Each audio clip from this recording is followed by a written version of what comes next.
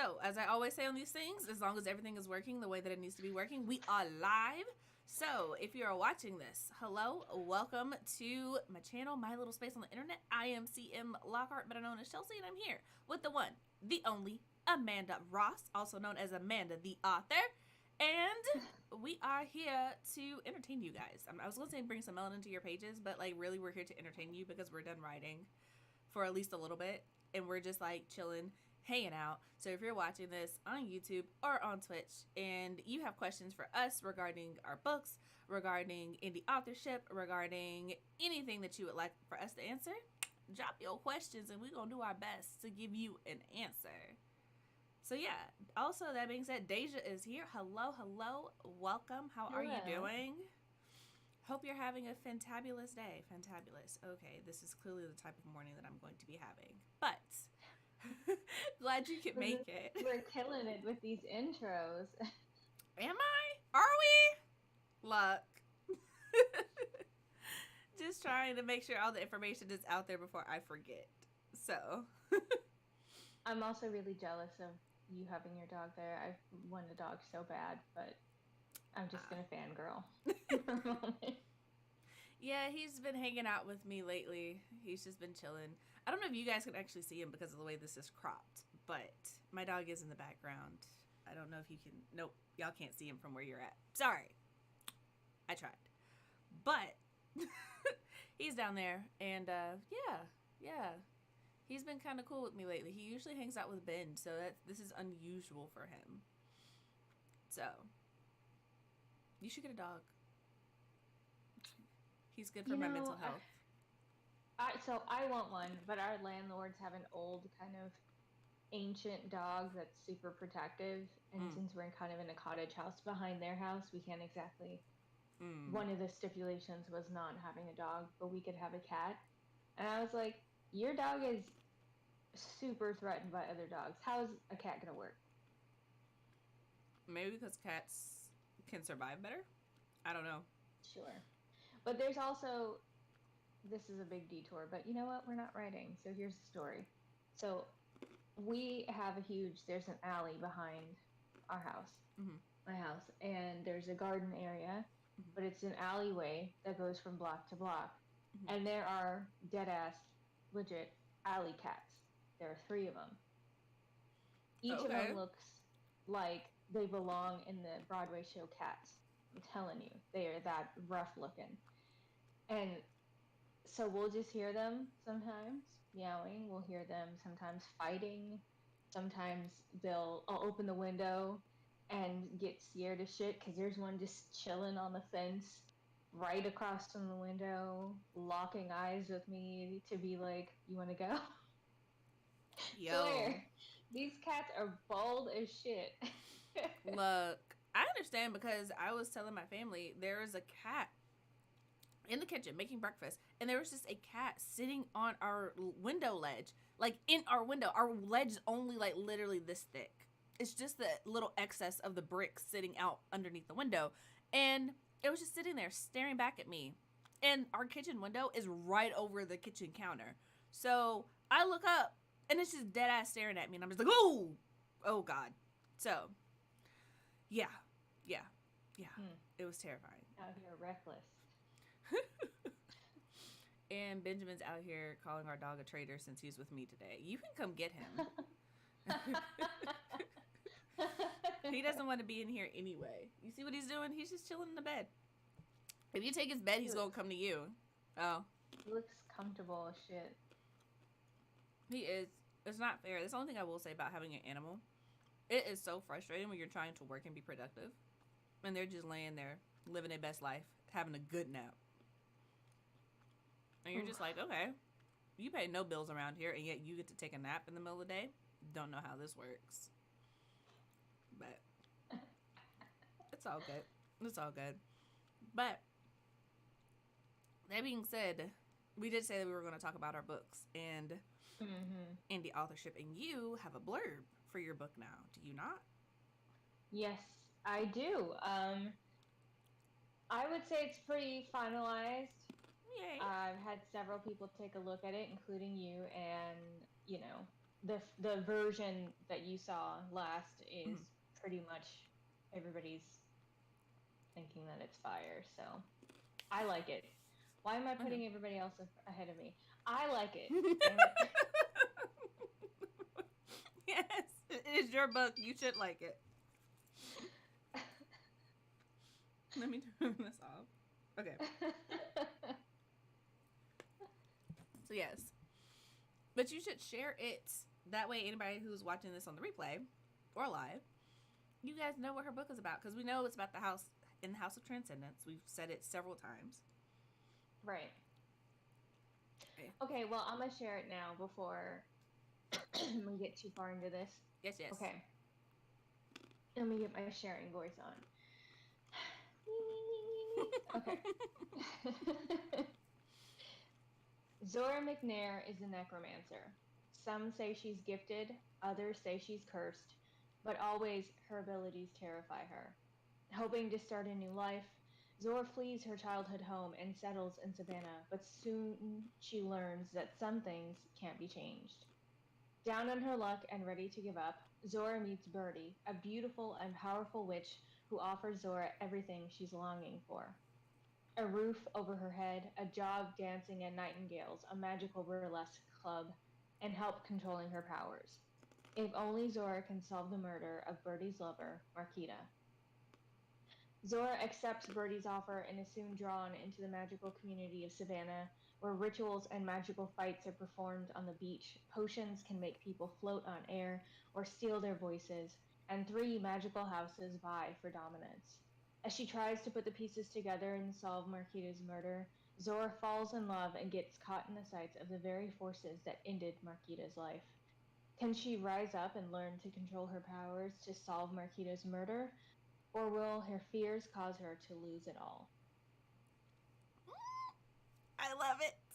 I love it. This book is gonna be so great. It's gonna be so fire. I'm so ready for it. And if you guys, do you have a? Did you set a date yet? That's also what I'm curious about.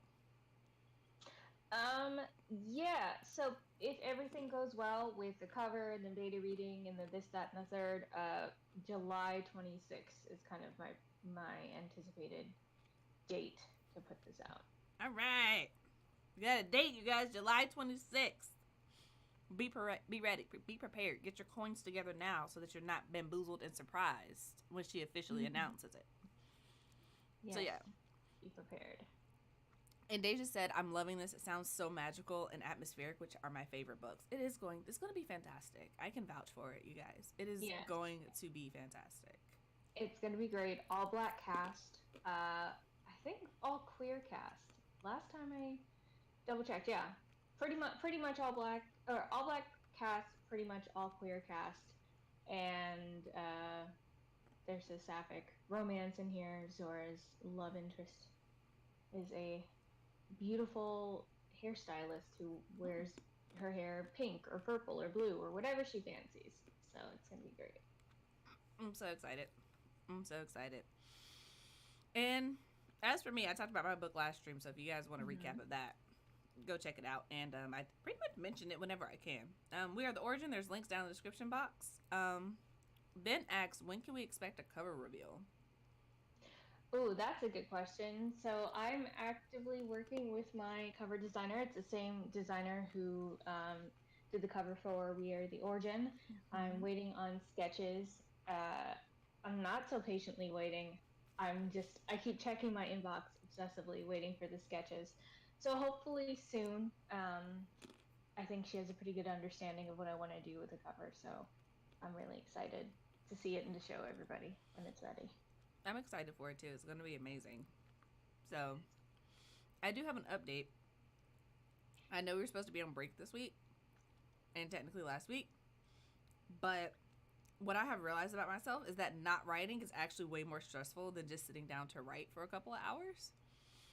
So I was writing this morning, and I started book 2, so that is now underway, and I'm really excited about it. So, and possibly an in-between project, which is kind of interesting. I think it's interesting. It's a kind of like a road trip vibe type thing of like finding your own way in the world. type shit, right? But the reason I started this one, like this particular story is not the first story that I ever wrote. But when I was in college, my senior year, I took a creative writing class because I needed one more English. And I was like, I am not taking a hard class. Like, y'all got me messed up if you think I'm about to go take English 506 or something like that. No, we're taking a creative writing class because I was interested in it anyway. Anyway, fast forward, we had an assignment. I wrote a little short story with these characters, and I turned it into my professor, and I was apparently the only one who took the assignment seriously because he was like pissed off the entire class, like y'all didn't even try. But he pulled me aside after class, and he was like, I really liked your story, you should finish it. And I was like, ah. And he was like, yeah, do you want to switch your major?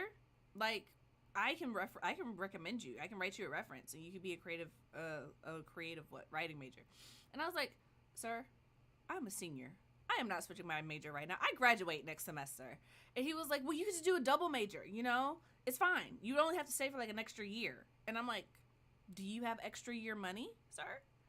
Like, no, thank you though.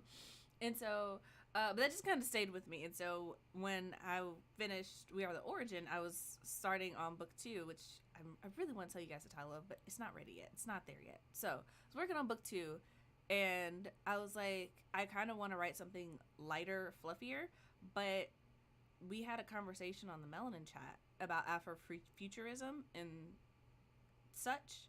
And I realized that part of the reason that I had been kind of holding off on writing this book is because, like, I kind of wanted, like, an timey-ish feel, like the romanticized version of the 70s and 80s, but I want it to be black and without racism. So I don't know if it's going to be like an alternate timeline type thing where like racism is just not a thing, or how I'm going to do that, or some mix in between.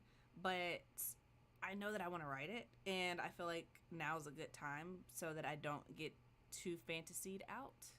And then I also sent you the little scene that I wrote from the other book that I'm working on. So technically 3. I have not been following the rules, Amanda, and I'm sorry. That was a very long way to say that I have not been doing what I said I was going to do. I mean, only you can prevent forest fires, Chelsea. Only you can know. I'm only laughing because you're in California, and that's probably a very real thing. It is. I remember those commercials every day. This is what happens when I only have half a cup of coffee. Only you can know how long of a break you need to take. So if your break is shorter than anybody else's, then that's what it needs to be for you. So I wouldn't apologize. Your brain is just working overtime. You have the fire and the passion. So do it. Just don't burn yourself out with all of these projects. Is what I would say. Oh, well, I'm not doing all of them at one time. Definitely not. I would kill myself before I did that. Can you imagine me trying to write 3 books at one time? That's ludicrous. Wild. I could barely get through 1, Amanda. 1 on time. Yeah, I'm like trying to plan outlining the 3rd book in my series. Which kind series? First 2 books, To A Stare With Love. Second book, To Lars and Desperation. Links in the bio. Vampires, link in bio, wonderful. So the 3rd and final book, I have been working on the outline off and on for months, and I want to finish the outline before I start rewrites of Transcendence. So then when I'm done with the rewrites, and then that's with my editor, I can hit the ground running into the 3rd book, because I want to release them both this year is my goal. So in order to make that happen, I should start outlining, right? And so I thought during this break, I'm gonna brainstorm. I'm just gonna feel it. I'm not gonna, pressure myself. I don't know what it is. I think it's just like my brain is not ready to receive that inspiration, because I'm sitting there, like I'm in the shower this morning listening to music, thinking, okay, like where should I take Mercury's journey? Blank. Darkness. Nothing. Darkness. I'm like, and I was listening to that good shit too. Like we're talking like Donna Summer and like Chaka Khan and all these like Oh. iconic stuff that's supposed to get the juices flowing and get your day going in a good way, and just nothing, You nothing. know, I wish I could help you with that. I really do.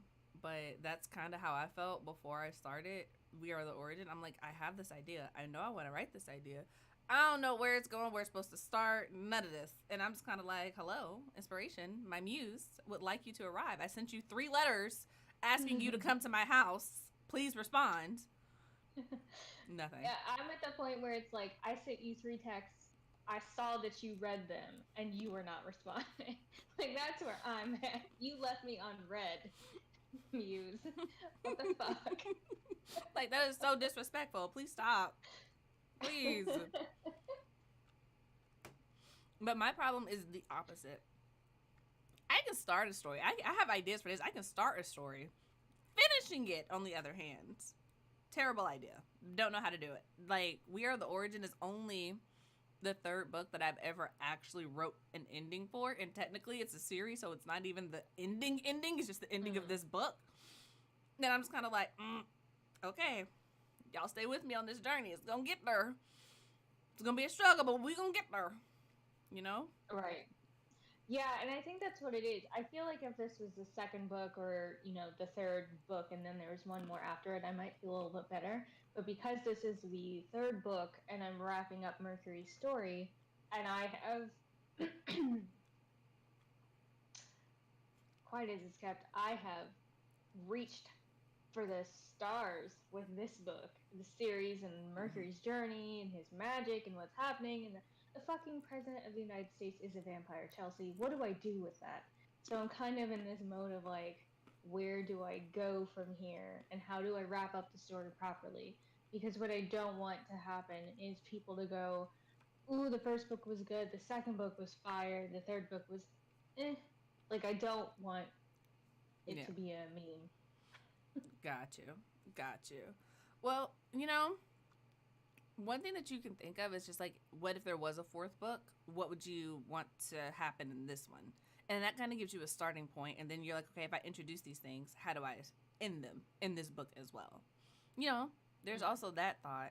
And then also, kind of, I don't know, start with the end and work back. That's always an option. So, like, you introduce the president. Are you going to do anything about him? Or is that just going to be like an open ended problem because some problems don't have solutions, right? And then you have, whatchamacallit? You have the friend group. You already introduced a different dynamic in the second book, so you could explore that further in the third book. Or you could just take the kind of, how do I put it? The slight fractures that happen there and just widen them and see where that goes. You have options. You have options. But also, your book, so I can't tell you. And I know No, that. this is good. This is helpful. I think it's just, and you got to talk it out.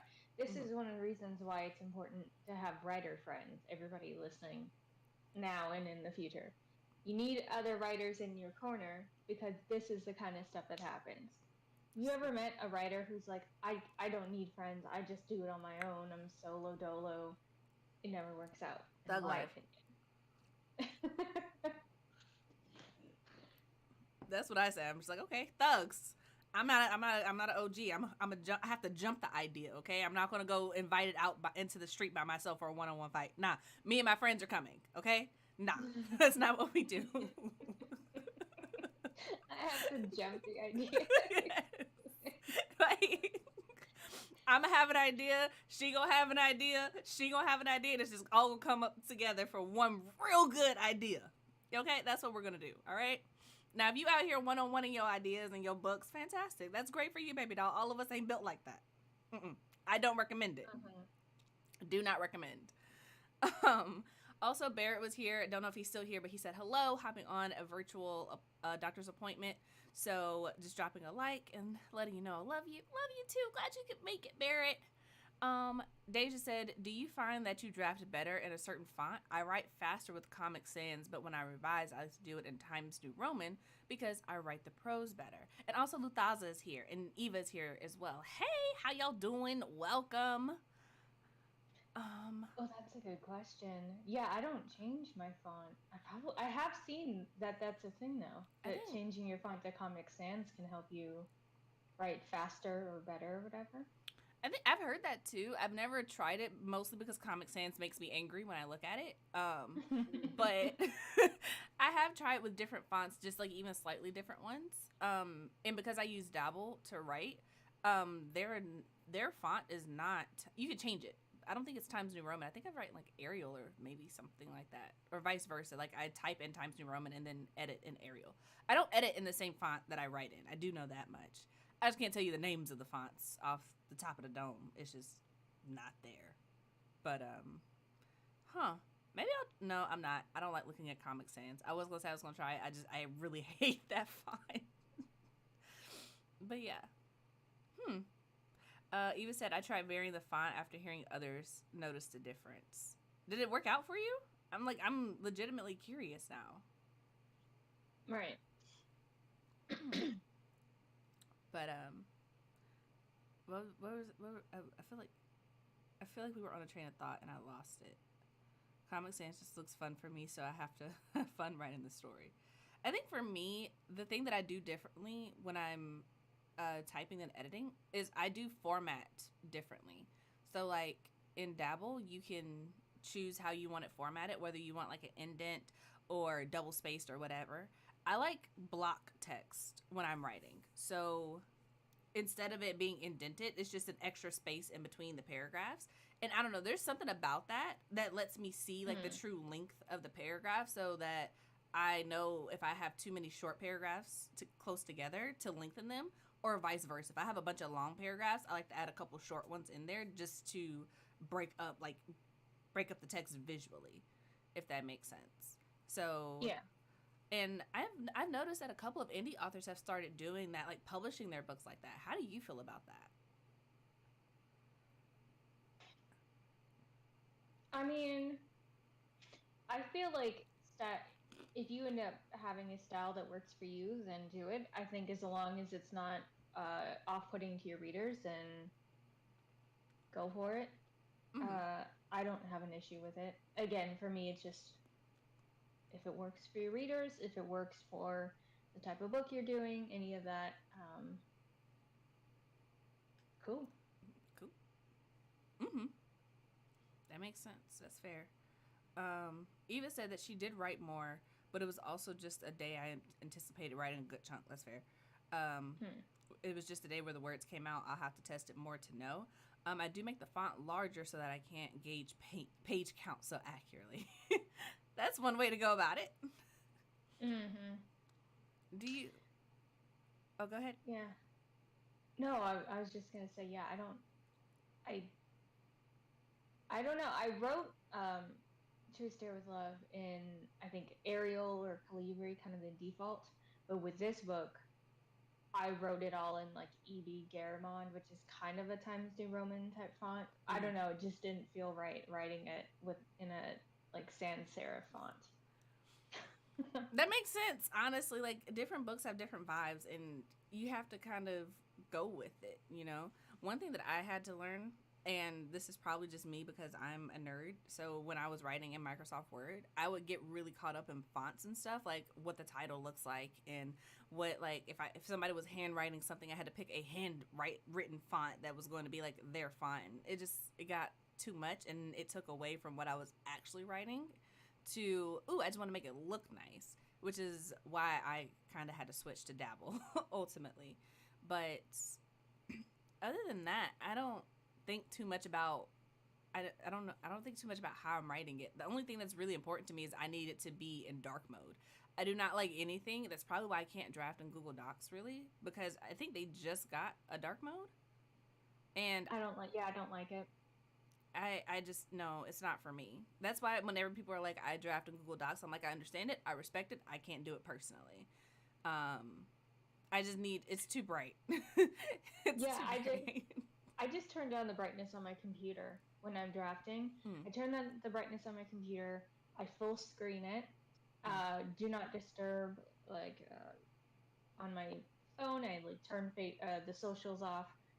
only have music going and then turn the brightness down, so I'm not toggling between different things. But I turn the brightness down like almost to where the screen's completely dark, just because I'm staring at it for so long that Mm-hmm. having it be really bright hurts my eyes.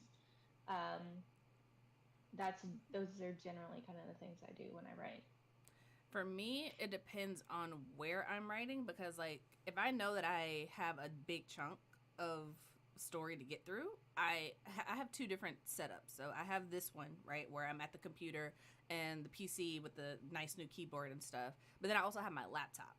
And I use the big setup. We have names for it, and I've been trying to avoid it, but we're nerds. So all of our technology, we have names for it, and it's named after anime characters. So the setup that I'm working at now is called Hiei from Yu Yu Hakusho, and my laptop is called Tamari from Naruto. So judge me if you like, but that's what they're called. That's why I call them in my head, and trying to refer to them otherwise is confusing as all get out. So when I'm working on Hiei, it's just like, okay, I have I have my document in the center. I usually have OneNote open because if you guys don't know OneNote, that's basically like Evernote, Google Docs, wherever you keep all your digital notes at. I have all of my notes over there for the book, and I usually have my graveyard up because that's usually what I'm using most when I'm drafting. And then on the left, I'll usually have like Twitter or something because if I don't have some type of moving thing on the screen that I'm not in charge of, I will like zone out and my brain will just get focused Mm-hmm. on that lack of movement, lack of transition, like you're not getting as much done as you thought. So just having it up on the side, not looking at it, but just I can sense it in my peripheral that the timeline is moving, helps me stay focused. And then on the top screen, I'll have music playing or whatever. And that's usually when I know that I'm like, okay, I've got like 3,000 words to crank out. But when I'm just like writing, like I don't really have a goal and I'm just sitting down, I'm just trying to get the words out, I'll use Tamari and I'll be on the couch with my laptop. And Tamari has nothing on it except for like the internet and dabble. Like I don't use it for anything else. So I'll have my headphones in and listen to music on my phone and just trying to bang it out. So yeah, Mm. that's kind of my process. I used to write on my phone a lot, but I don't do that as much anymore because I realize that when I'm writing on my phone, I feel like I have to work too hard to get it out and have it make sense the next day. And it's usually 100% unusable for me. So I stopped Mm. doing that. So, Yeah, I I don't write on my phone. I do have Google Docs on my phone, so if I have an idea, I can quickly edit it or add mhm. any kind of text. But no, I, generally don't. I do instead of writing notes though, I like do video recordings of myself talking when mhm. I'm like have an idea. So I probably have a lot more ideas on my phone than I know of, and they're just little mini clips of me go walking. So it's a video of my feet, and I'm like, Amanda, include this in your next book. And see, for me, I send text messages to myself. So I have a pinned thread at the top that it just says me. And I'll send text messages to myself. So the book that I was telling you guys about at the beginning, it's going to be called Sincerely Benny J. I don't mind telling you the title because I don't know when it's going to come out, but it's going to be called Sincerely Benny J. And I have all 20 chapters and their chapter titles listed out. I came up with it last night at like 11 o'clock. But I was like, oh, okay, these are what the chapter titles are going to be. And it makes perfect sense. Boom, that's it. All 20 chapters are planned out. And it was just a text message to myself that I went back into Dabble this morning and put in. But I tried the video clips and the audio clips, and baby doll, I had like 100 of them, and I was like, I am not going back to listen to me myself rambling in the past. This is not gonna happen. So I learned pretty quick that that was not for me. Yeah, you know what it is? It's not that I don't have any other ideas. It's that I have an idea for a book that has nothing to do with my series at all. Mm-hmm. Uh, I think I kind of mentioned it to you. It's like a vampire mystery kind of thing. It's like Succession meets Knives Out meets Vampire Diaries.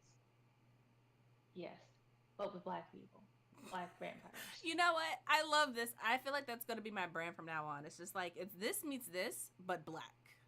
You know? Yes, but black and also queer. Yeah. Yeah, because I was thinking about, and I actually posted this on TikTok last night about if you were turned into a vampire, um, would you think that it's a gift or a curse or a disease, and kind of what would be the first thing that you do? Because we've seen so much vampire media where somebody's like, I've "Oh, thought this is about a this. gift. It's a curse." Yes, you came prepared. I came prepared because I have thought about this so many times. um, just so you guys know, if I ever had to be a mythical creature, I want to be a vampire. That is what I would like to be, mostly because I'm already anemic, so that part doesn't bother me. No sunlight, already living that life. Okay, but if I had time, bruh. First of all, I'm definitely banking in on this cryptocurrency, NFT, whatever, because it doesn't matter. I have time, okay? I can wait for this to make me money. First I'm stacking up bank, then I'm going to make sure I'm famous, and then I'm going to fake my death, sell all of my stuff, be extra rich, and be like, oh yeah, I remember when that happened, and I'm going to keep a documentary of everything that happens, so then when they start getting history books wrong, I can start like cleverly dropping hints to disprove all of their stuff. So it's like, haha, no more whitewashing history. I have proof. And that's what I'm going to be doing. I'm just going to be just out here being chaotic, but in the best ways, because I want to get sleepy tomorrow. Neutral. Yes. And I'm gonna be out here living my best life. I ain't never gonna have to go to work again because, like I said, my first move will be stacking my money. I'm be out here. I don't have to worry about getting old. I'm gonna have time to do everything. I don't have to worry about like, oh man, in 60 years they're gonna have flying cars. Won't matter because I will be around for 60 years in my youth, living my best life. I'm ready. Okay. Just so y'all know, y'all did not need to know that about me, but that's what I think about sometimes if I was a vampire. I don't know. I just think vampires are the coolest mythical creatures. Like, who wants to be a werewolf? Who wants to turn into a dog? That's weird. I would like to know what my dog thinks. I don't want to be him, So, and fairies are cute until they're not, and nobody believes in them. And I'm like, who wants to be like, oh, nobody believes you? A vampire, everybody believes in vampires, right? And you can walk around. People can see you, can perceive you, but you also have supernatural powers. And you can enjoy the best of being human and not human. I just feel like it's the best thing. Except for the whole blood thing, but, whatever. I mean, go, be a nurse. Go get your blood bags, okay? Go get somebody to donate. You'll be fine. Right. You'll get used to it. Yeah, I agree. Absolutely would be a vampire if I had to choose a creature to be. I would probably see it as a gift. Again, eternal youth. Who doesn't want that? Especially because I'm 32 and people are already out here treating us 32-year-olds and like people in the 30s like, oh, you're dead. You're over the hill. Are you? I thought you were still climbing. You said what? I thought you were still climbing the hill. I thought you don't reach the other side of the hill until like 50. I agree, but I don't know. You're not 30 yet. How old are you? I'm 27. Right. Okay. So for me, when I was turning 30, I felt like a lot of pressure, societal pressure, and then me-wise to achieve things. I have to do this before I turn 30, and so I would want to stay the age I'm at because I both look. I am young. I know I'm young, but I also look way younger than I am, and so I would want to be a vampire. And I would want to have that Claudia's hair from Interview with a Vampire. Yes, we're doing curly doll hair. Give it to me. And then I'd want to also fake my death, but then just keep releasing books under a pen name. I want to fake my death, but I want to use my real name so that everybody's like, oh, she's publishing posthumously, and it gets paid more. People pay more for my books. Oh yeah, better idea. Yes. I'm telling you, I thought about this. So this is what we're doing. And then there are all of these like abandoned houses here in Santa Cruz, kind of on the beach. There's one in particular I pass by whenever I walk, and I'm like, that would be my house. So I would hold up in the house, just take it over, and live by the beach, write my books, drink my blood, watch humanity pass, and that's it. Yep.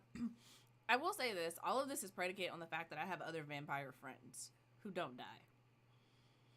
I'm not all about like this whole, oh, you fall in love. First of all, if I get turned into a vampire, the first thing I'm doing is turning Ben into a vampire because he's going to be stuck with me forever, for real. Right? And then I'm going to hit up my other friends and I'm be like, okay, look, I got like 3 more passes. Who want to be one? Because I'm only putting up with 3 of y'all forever. Okay? So we need to decide this now. and get this out the way. Okay, so this is giving very. Have you seen the show What We Do in the Shadows? Mm-mm. Okay, so it's a TV show. It's on FX. It originally was a movie, and it's about vampire roommates, and it's a mockumentary style, very similar to like The Office, where it's this documentary crew following these vampires, and they're terrible vampires. Like they get caught, they leave blood everywhere. There's one vampire who's kind of like a dandy and who's very like, well, we can't get blood on the carpet. You got to make sure you clean up after yourself. Mm-hmm. There's one vampire who's like the bad boy, and then the newer vampire is like, don't you think I'm sexy? Don't you think I'm sexy? And he's goofy. Oh my And so god. that's the movie. And they're interacting with werewolves and they have this like feud. And then in the TV show, they've added a female vampire. So it's like there's a married couple plus another vampire, an energy vampire who just like sucks people's energy, and then a familiar. And so he's a human. And it's just this weird, interesting dynamic. It's pretty funny. It's mostly like a white cast. Well, no, I won't say that because two of the cast members are people of color. There's not really any black. There's no like black people really in the show, Which, but I'm not even gonna lie, that makes it's funny. it's so weird to me because I'm like, y'all realize that black don't crack, right? Have y'all seen what's her name? Oh, freak, I can't remember her name. She played the sister on Smart Guy. And she was the sister in Deliver Us from Eva. And I know who you're talking about. I cannot remember her name for the life of me. Essence Adkins? Yes, Essence Atkins. Y'all know that she is 50? Have y'all seen her? She looks like she could still play a teenager. She's like her She and does. what's her name? Bianca Lawson. Bianca Lawson has found the fountain of youth. Okay, you will not That- convince me yes. otherwise. You will not catch her slipping. That woman looks like she could still play a teenager. She's right still now. playing teenagers. Right. She played a teenager on what was it? The stupid show with all this with A, and they were in the village and there was 5 of the friends. Oh, Pretty Little Liars. She played a teenager on there, and homegirl was like 45. That is that not wild to you guys? Also, I have been ignoring the comments. Y'all forgive me. Vampire plotting is serious business. It is. Miss Woman of Color Reader is here. Hello, welcome. Luthaza said, "I love Yu Yu Hakusho." Yes, yes. Anime is life, and I kid you not, guys. If my book is ever optioned for an animation, I'm going to lose all the good sense that I have in my head. Deja said, I've been watching a lot more indie publishing videos lately, and I keep hearing about writing a complete series before publishing them to do a fast release schedule. I know you both take your time with your projects, but what are your thoughts on the rapid release schedule? That's a good question. You missed my face. Have y'all watched Arcane on Netflix? I want to. I saw the character Mel on it's on my Pinterest, list. and her character is beautiful. I want to watch it so bad. That is on our list. We started out together, but I'm currently rewatching it by myself. Ancient Magus's Bride. If you guys have never seen that, it is beautiful. Like every single screen is like a wallpaper. It is so freaking pretty to look at. And it's basically about this girl who gets purchased by a mage, and she becomes his apprentice. And then he's like, "Oh yeah, by the way, once you're actually good at magic, we're going to get married." And she's just like, "Oh, okay." So yeah, you got to leave that in the chat. I have been rewatching Castlevania. Also really good. Sorry, I'm excited. I love it. Have you seen Vampire Hunter D? I'm sure you have. I started it. I don't think I finished it. Yeah, that's like one of my favorites too. I have also to go back and because watch I'm it. like jealous of Dee's hair. I'm like, ooh, just that hat and the curls. I love like watching vampire anime, just because it's so interesting to me how how it ends up sometimes. But I'm also just like, I don't know. I feel like in anime, vampires are not scary, like at all. Like at all. They're not dangerous. They're not scary. And I just want to put this in here because I realized that we probably glanced over this. I know we brought up vampires and werewolves. I want to say that the only time I was not pro vampire was in Twilight. I was pro werewolf the entire time. Team Jacob. Yes. But yes. That must be said. I just need to make that very clear. Very clear. So, but to answer your question, the idea of writing the entire series and then doing a fast release is both terrifying to me, and I don't understand it, because a lot of times people put out their first book so that you can build the hype of the second one, and if they come out too fast, then I don't know. I feel like that defeats the purpose of having a series. Like, why don't you just write one book if you're just gonna have them come out 2 months apart? I don't know. That's my thoughts on it.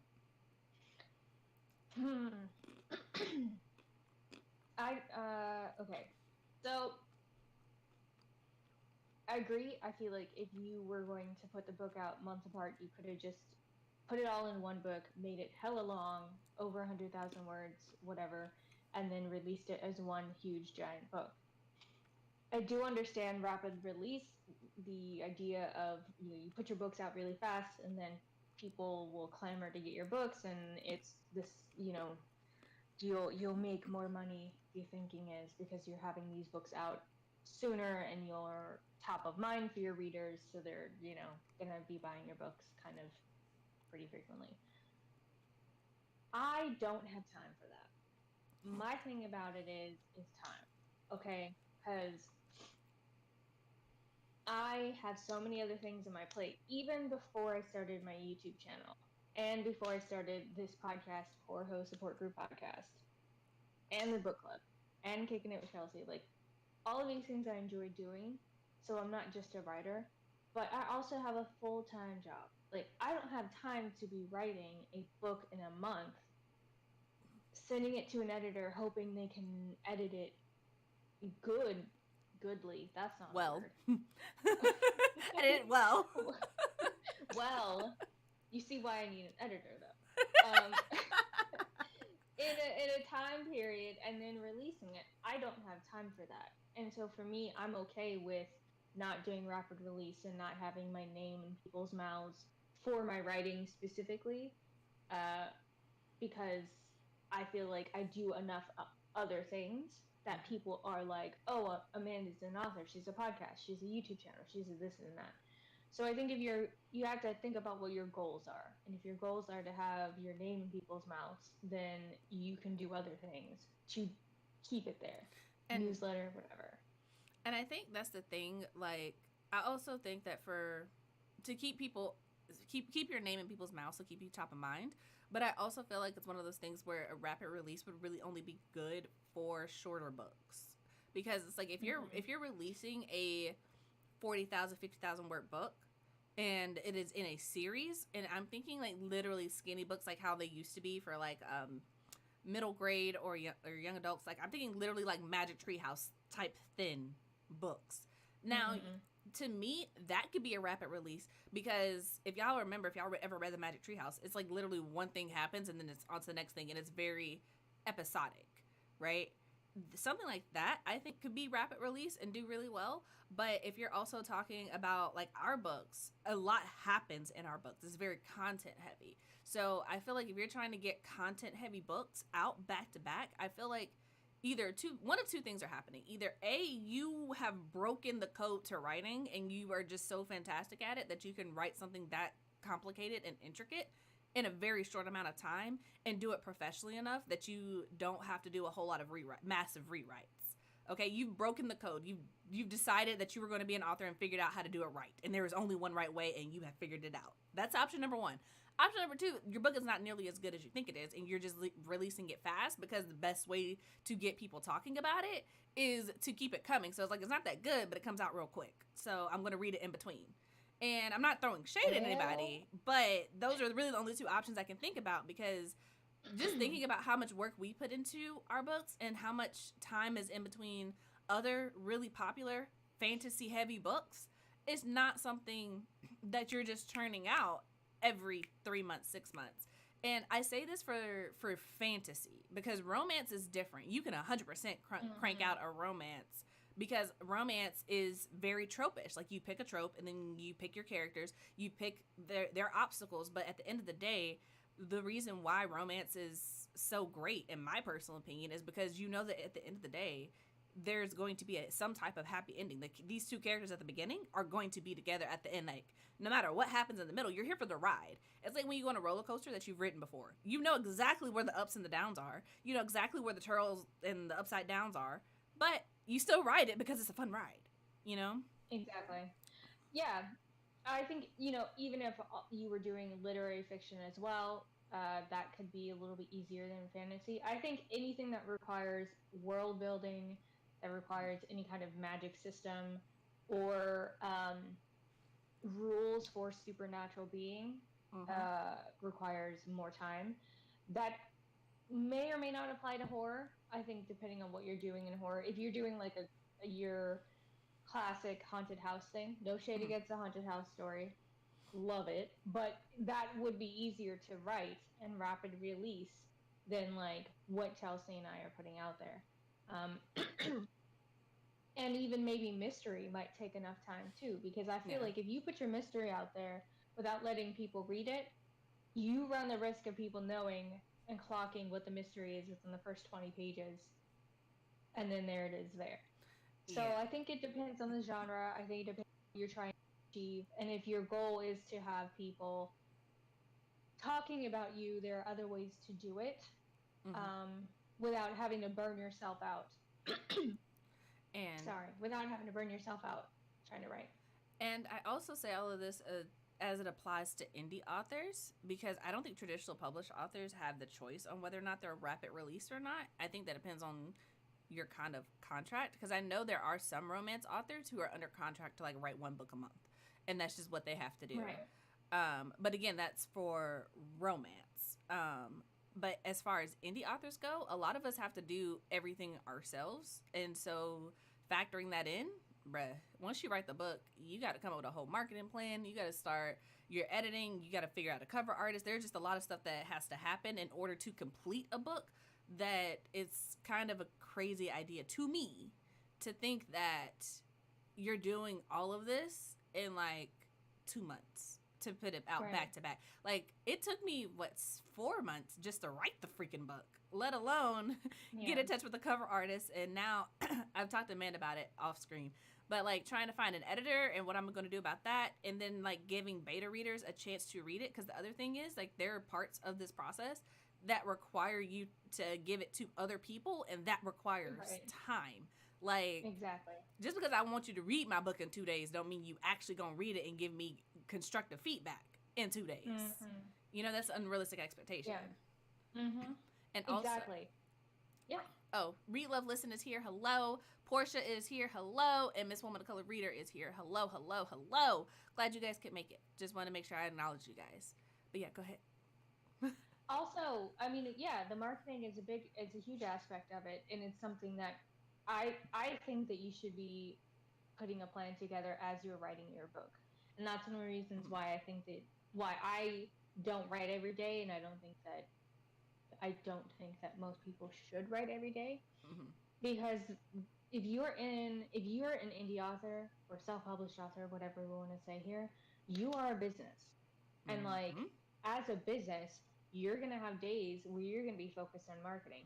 You're going to have days where you're focused on execution. You're going to have days where you're focused on accounting and do I have budget for this and da da da, and like who can I get to do X, Y, and Z for me. And so I think if you have it in mind of I'm a business, you do have to switch hats, and it's that hat switching should be happening as you're writing your draft, because you should be marketing your book as you're drafting it. You should be figuring out your newsletter, your website, your social presence.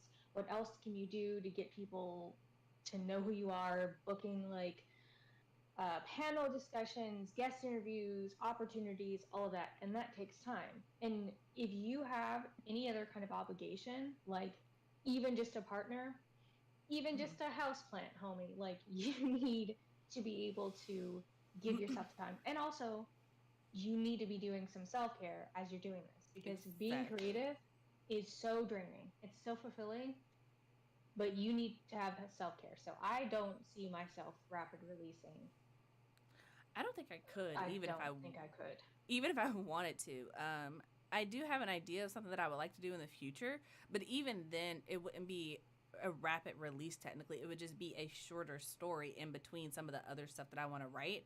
And that is purely for my own benefit because it's just like if I have to do a like okay, so just for reference, like We Are the Origin is a little over 100,000 words. If I can do a shorter story that's like closer to like 20 or 30,000 words, like novella length in between, that's a completely different story. It's just like a mental refresher. It's kind of like when you brush your teeth in between meals. Like sometimes you just need to refresh things, start Right. with a blank slate. Blank slate. Can't talk. But yeah, um, but if no shade though to the people who can do it, I just don't see it. But Miss Woman of Color Reader pointed out that cozy mystery authors also push out 2 to 3 books a year. That's true, and Mm-hmm. I feel like cozy mysteries also follow kind of into that not predictable, but like same type of formula as romance in a sense. Whereas like that at the beginning you're going to get a mystery and at the end it's going to be solved, and there are Right. usually three ups and downs that happen in the middle. I mean, technically all stories fall into that formula, but I feel like when there are certain tropes, especially within like subgenres, like when you have romance and then you have black romance and then within black romance you have like friends to lover, that specific trope, then there are certain things that are going to happen. And the same thing with like mystery, and then you have like a cozy mystery. Like there are certain things that are allowed and are not. So I feel like having that type of formula is a little bit not necessarily easier because writing a book isn't easy, but I feel like having some type of guideline is helpful when versus okay, you have a fantasy and you have to create everything in that world, or you Right. have a magic system. Now you have to create all the rules and the magics and who has it and what are the limitations. And there are a lot of things that you have to create before you get to the aspect of actually writing. But again, that's not to throw shade at anybody who writes in those genres because it is all of it's difficult. All of it takes time and Right. effort and energy and skill, and not everybody can do it. I know good and well that I can't write no mystery. I don't have the attention span for it because 10 pages in, I'm going to be bored and want to know who killed it. I don't know. you know? Yeah, exactly. And yeah, I mean, I think if you can do it, that's great. I don't see myself doing it, and I think it's harder to do with fantasy. I think that's kind of what it is. Yeah. And if you are rapid releasing, my only hope is that you are also getting your book professionally edited and you're having beta readers look at it. And if you can do that in a short amount of time, I mean, go you, because Yeah. that's incredible. Oh, and then I think there's also the thing about traditional publishing writing in different ages and categories. I think they change. I think a lot of people, especially their debut, they have to write. They're usually signed for like 2 books in the same genre, and then Mm-hmm. if they want to, they can shift from there. But I don't think when they first start out that they have that option. Like, because at least from the blurbs that I'm reading from Publisher Weekly, they're like, "Oh, this person has been signed to a 2 book deal with this company for a YA romance and another YA romance, or this person has been signed for a duology, a lot of duologies, lot of duologies." Either a 2 book deal or a duology. So I think after that they have the option to change because I feel like Tiffany D. Jackson has shifted from where she was writing, and she's shifting more to like the thriller horror area Mm-hmm. area than she was before. But Yeah. yeah, Yeah. and Portia said that she released did back to back releases last year, a total of 5 books from May to October, and I will never do that again. That is impressive, stressful, Yes. and I can tell you from a distance that that did not sound like a good idea. But I'm glad that you made it through. but I've seen the guidelines for Harlequin's categories, and I know it would be tough for me to stick to it. Um, yeah, yeah, 1 to 2 books per year is now my limit. I feel like I could do two a Mm-hmm. year. 2 a year is reasonable. Yeah. Anything more I than think, that, yeah. Well, I think two plus if you do an anthology. If you mm, do like a short story here and there, that's technically a third book. yeah, And then, like diverse books with magic. who I did the Girls of Might and Magic anthology with, we are planning another one. Ooh. It's going to be epic fantasy. I think it's going to release over the summer. That sounds I've been fun. so focused on my own shit that I need to refocus on that because I have a story to brainstorm. But there will be another anthology, so technically, I will, fingers crossed, by the end of the year, have 3 books out. Oh, You that's know, dope. yeah. I would like to do an anthology, but it's just like for me, this is the first year that I've actually really gotten back into writing, like actually sitting down and trying to do the thing.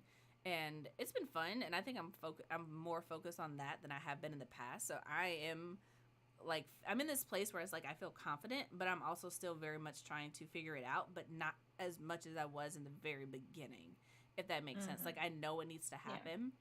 It's just different because my focus has shifted from okay, I'll get to writing when I can to no, writing is now my priority.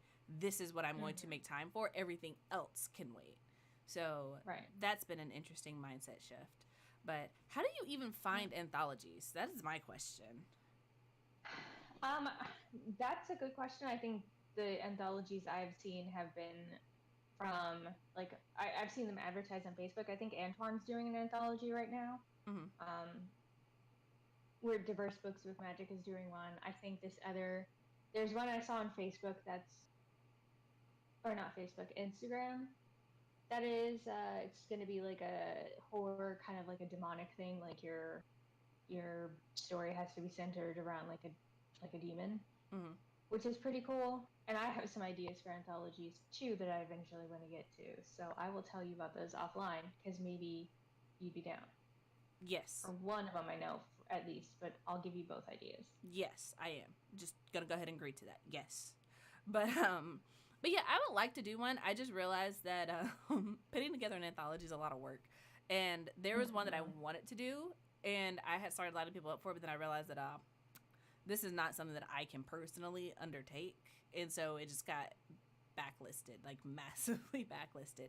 But Yeah. I recognize that participating in anthologies is also a really good way to get your name as an author out there and for people to like sample your writing before they buy a whole book. Because when I think of A Phoenix First Must Burn, it's like there are a ton of authors in there who like have piqued my interest because I was like, oh, this is actually kind of interesting. I like their writing style, you know?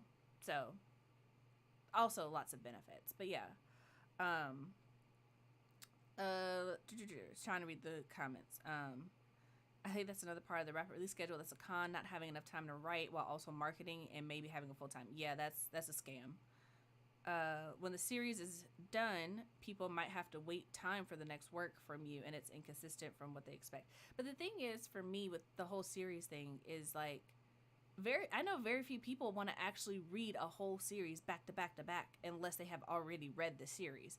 But nobody wants me, I'm not going to say nobody, but very few people that I know want to read a 250 300 page book and then go pick up another 250 300 page book in the same series and then go pick up another 250 300 page book in the same series and not break that up. Like the purpose of breaking it up is because even people who aren't mood readers, they're going to want to read other things. Like it's very presumptuous, in my opinion, to just think that someone's just going to read your series basically exclusively until it's done just because it's coming out back to back to back to back.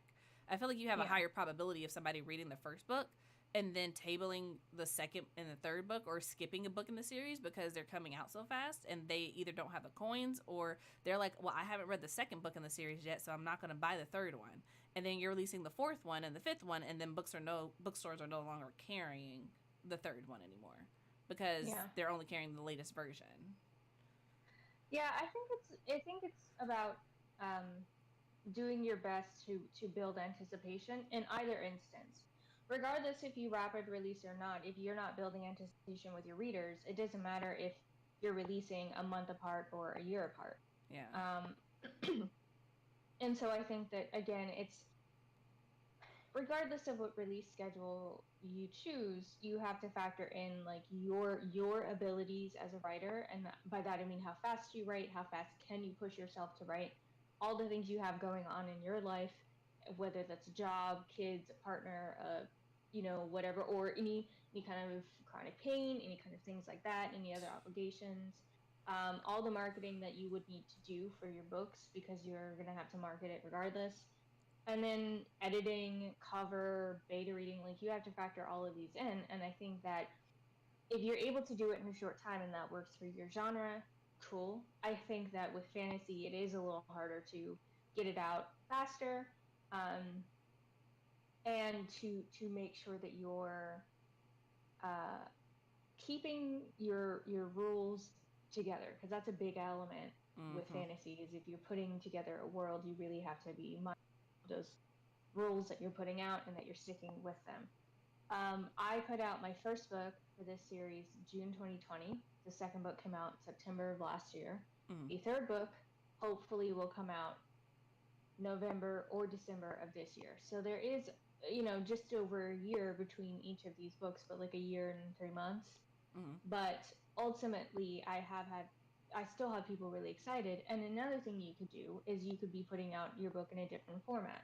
Mm-hmm. So technically, if you were to put your first book out and then before the second book, you go, here's the audiobook of the first book. You could be reaching people who didn't read the first book or who want to hear it in audio format. And then you could do the same thing with the second book. So there's a lot of things you can do to pique people's interest and reignite that interest in your series, even if you're releasing them years apart. I mean, come on. Children of Virtue and Vengeance has been out for a couple years now, and I know that there's still people who really want to read the third book if she releases it. Black Sun, Mm-hmm. the sequel to that, Fevered Star, I think is coming out this year, I and I think know it's people are really excited about that too. So yeah. I think that one's coming out like in the next couple of months. I want to say. yeah, and we're all still kind of talking about it because it was such a good book and impactful.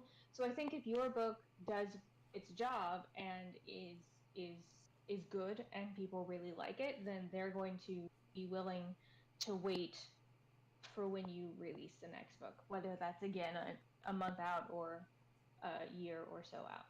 Yeah, I think it all boils down to you have to have a good book, no matter Yeah. when you release it. Yes. um, Yeah. and what else do we have? Read Love Listen said, I want to do an anthology. I think I could do that and then publish something after. I really want to do an anthology. I have been thinking about that. Like, I really, really want to do an anthology.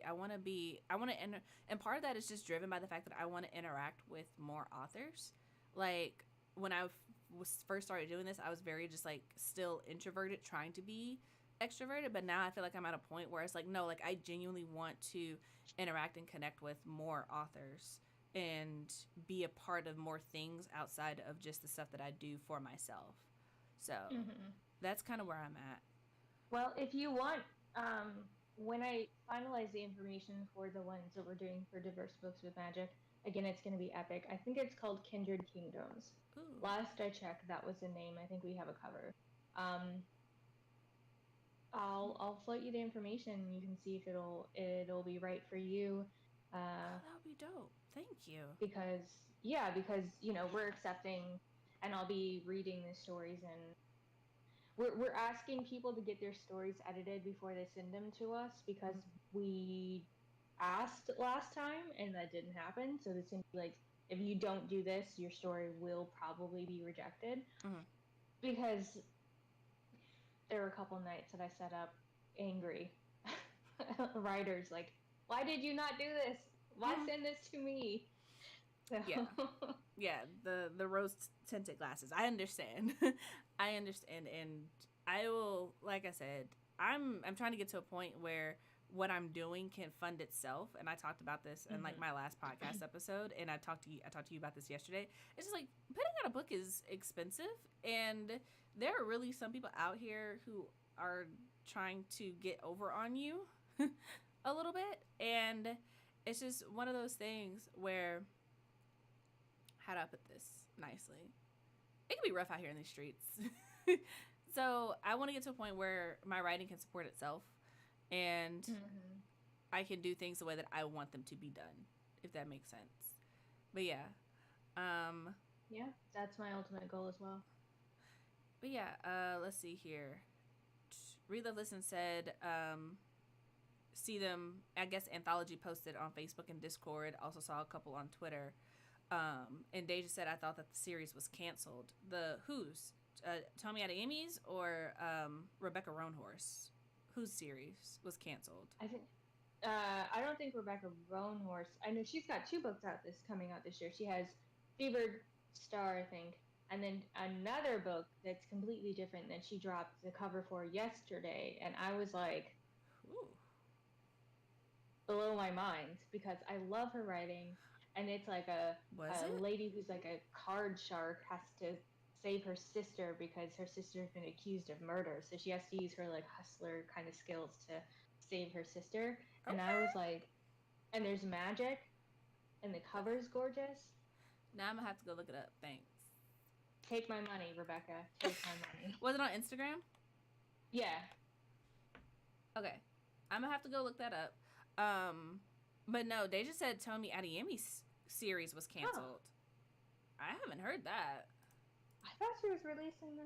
I know her stuff got optioned, and I know that it was with Disney, and then Disney canceled it. And so she's going with like HBO Max or something like that. It probably is going to take a little bit longer for her to get the 3rd book out because she's writing. I think she's writing the script for the book, isn't she? Yeah. I don't know if she's like writing it by herself or has a screenwriter attached as well to help. Well, I don't know because I just went to her website and she used to have the 3rd book mentioned, but it's not on here anymore. It's just like she's got her merch and stuff. I don't know. I can't tell you. I haven't done research, so I'd have to look it up. But yeah. Yeah. Dang. Well, yeah. But I feel like she has to end it because the 2nd book ended in a really weird place. Like, it was very open-ended. Anyway. Portia said, I want to do an anthology. Wasn't sure where to start, so I ended up writing a flash fiction collection myself. That's understandable. It's coming out. She's still writing. I thought that's what she said. It's just not on her website anymore. Because, like, before it would be, like, it was said something about a 3rd book coming soon. So, I don't even see it. But I know she tweeted about it. But, yeah. Most of her website at this point just looks like the promotion and stuff that she's had. Like on Good Morning America and Forbes 30 Under 30 and such. Iconic behavior. Being an author and going to the fucking Met Gala. Yeah. Meeting Whoopi Goldberg and all these... iconic. It's crazy. But anyway, had to Google it in general. But we have been on here for about an hour, you guys. So if there's anything else that you want to ask us, now would be the time, because I think next week, either we're going to be off or we're going to be actually writing. I don't know which one yet. If you guys watch the Melanin chat, this is a reminder that next Tuesday, there is not going to be Melanin chat because me and Audra are on break. But we will be back the Tuesday after that. So, that being said, last call for any questions or anything like that. But yeah. What was I gonna ask you guys? I don't remember. I had a question that I wanted to ask y'all, but it left me. I need to eat. I have not been taking care of myself today, so that is on my list of things to do. Eat. I've been trying to drink water, but that's about the extent of it. So, that being said, no questions are popping up in the chat. So, I'm going to take this opportunity to say, if you haven't already, please leave a like on this video so that it helps us with the algorithm. Subscribe to the channel, turn on the notifications, and then head over to Amanda's channel and do the same. She is 10 subscribers away from hitting 100 subscribers, so we really need to get her there. And I'm 8 last I checked this morning, and I just put out a video this morning about do's and don'ts for writing a villain. So that is fresh, brand new, out this morning. So yeah. Check that out. Follow us both on Tick of the Talk. Our @s are on the screen, and there are links to everything down in the description box below. If you want to pre-order my book, We Are the Origin, it's down there. When Amanda has her pre-order link, it will be down there as well. And that is pretty much it. Hey! ECC Books is now following. Thank you so much. You are appreciated. Thank you. And that was my whole train of thought. Thank you guys for being here. So, that being said, we will be here or not next week. We will let you know. Probably will. Just plan for us to be here. Thursday, 1 o'clock. And if you aren't subscribed to Amanda, you definitely should be, because I know her Lit Bitches stream is coming up this weekend. It'll be probably next weekend. Yes. Oh, forgot to tell you guys, Amanda and I are going to be on a panel this weekend. At Virtuous Con. I'm just so fucking nervous about it that I just totally blanked. And that's cool. And also, ECC Books, you are not being distracting. You are welcome. Thank you. Thank you for being a good distraction. Thank you. But yeah, we're going to be at Virtuous Con. The tickets are $5. We're going to be talking about Black romance and fantasy, so that is going to be amazing. I'm the moderator. She is one of the panelists, and it's going to be fantastic. So you guys check it out. Also, there are going to be a lot of other panels at the con that sound amazing. Like, I'm going to be attending it. So, and if you guys like anime, I know they're also going to have a couple of anime ones. If you like exercise, they're going to have a yoga one. I will drop a link to it, and I will also add it to the description box so that if you guys want to check it out, you can. Give me 2 seconds. So it is here, and I'm going to go ahead and drop it in the description box. So if you're watching this in the future, as long as you're watching before this weekend, Saturday, Sunday, then yeah, you guys should come hang out with us. Let me put it here. Virtuous Con, and then the panel we are going to be on is the whatchamacallit? It's on Sunday. Black romance and fantasy on Sunday. What day is that, Amanda? I don't have my calendar. The 13th. Thank you. I should know this by heart at this point, but you know, anxiety, that's what it does to you. Okay. All right, so it's in the description box as well.